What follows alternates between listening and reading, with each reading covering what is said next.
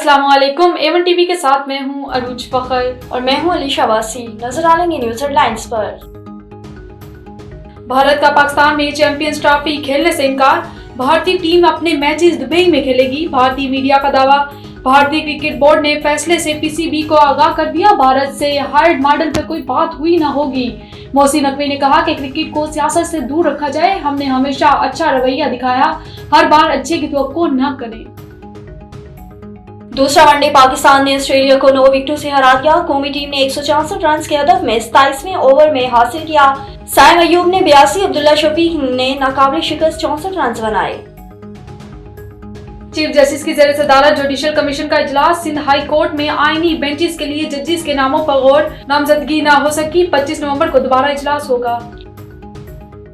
Toshakhana 2 case की Adiala jail में समाअत बानी पीटीआई और बुशरा बीवी पर फर्द जुर्म आयद न हो सकी। बरियत की दरख्वास्त पर फैसला महफूज 12 नवंबर को सुनाया जाएगा।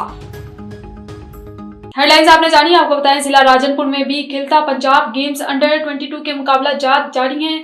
डिप्टी कमिश्नर राजनपुर शफकतुल्ला मुश्ताक ने एमपीए सरदार शेर अफगन खान गोरचानी के हमरा तहसील जामपुर में क्रिकेट मैच का इफ्तिताह किया। तफसीलात के मुताबिक गवर्नमेंट हाई स्कूल जामपुर और एएस क्रिकेट क्लब जामपुर के माबैन खेला गया।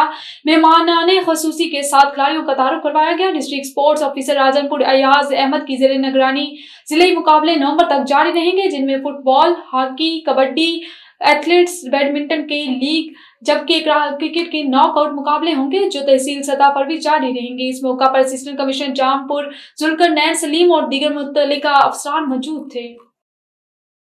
मीरपुर बटोरो के कोरकवा रोड पर सुजुकी उलट गई, जिसके नतीजे में 22 लोग जख्मी हो गए। जख्मियों में 5 लोगों की हालत तशवीशनाक बताई जा रही है, जिनको कराची सिविल अस्पताल और हैदराबाद रेफर किया गया। जख्मियों में 6 खवातीन और 10 बच्चे शामिल हैं। वाकया टायर बस्ट होने की वजह से पेश आया।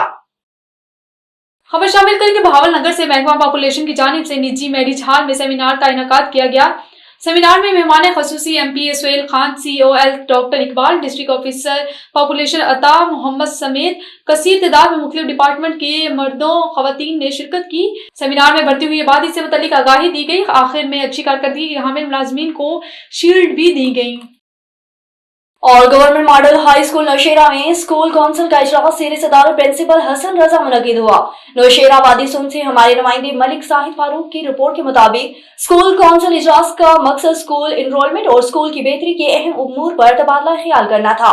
स्कूल काउंसिल के अरकान ने न सिर्फ स्कूल के माली इस्तेहकाम के लिए बल्कि ज्यादा से ज्यादा तलबा को मेयारी तालीम फराहम करने के लिए इनरोलमेंट की अहमियत को समझा। स्कूल के प्रिंसिपल ने तलबा की तादाद, मौजूदा सूरत हाल पर एक जामी रिपोर्ट पेश की। स्कूल काउंसिल के मेंबरान ने प्रिंसिपल की अनथक मेहनत और स्कूल की मजमूई नमूद को बढ़ाने के अज़म पर इजहार तशक्कुर किया।